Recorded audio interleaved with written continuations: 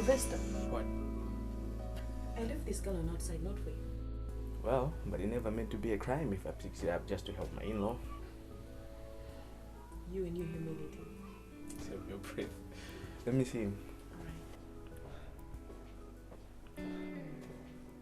So you just thought of emerging as an angel.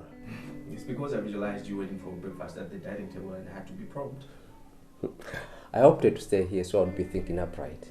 In fact, I wanted to visit you the first thing in the morning till I changed my mind. Yeah, I know. But how are things, bro? Worse. Total bankruptcy in every aspect. Imagine that gallon of water you picked from outside is a handout from Joanna. It's okay. I hope by now Zondi will sort it right. Yes. I broke the news yesterday. You mean all this time you've been keeping it under wraps? Sylvester, I know how delicate my wife is. Besides, who from the onset of this calamity could play a prey knowing the returns that this burden goes along with? I had to give myself enough time before I put my neck on the hook. I get you. But let's go and sit outside.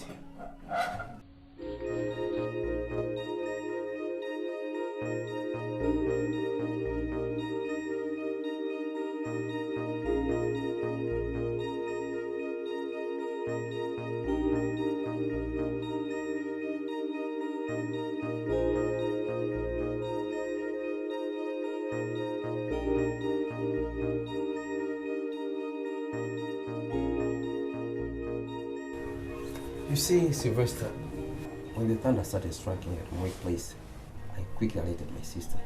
that only for the bank. Yes, and I continued to ask her to cover me up, even before my crucifixion. In responding to the call, she adopted my two daughters, Melinda and leaving Zach as my only responsibility. And Zondiwe did not protest it? No! In fact, that gave her freedom to run around town doing her business. I presume it has been a tough going to survive for the past 2 months, now 3, without employment. Very tough, Sylvester.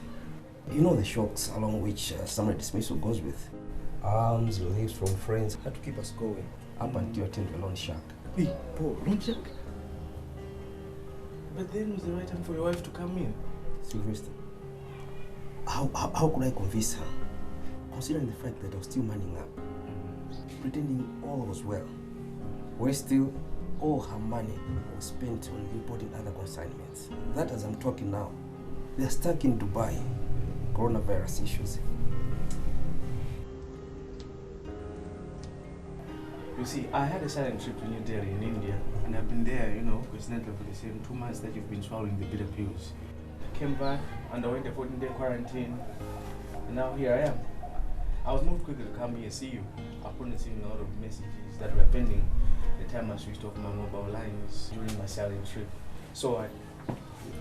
Zach? Dad! Silence will save you better.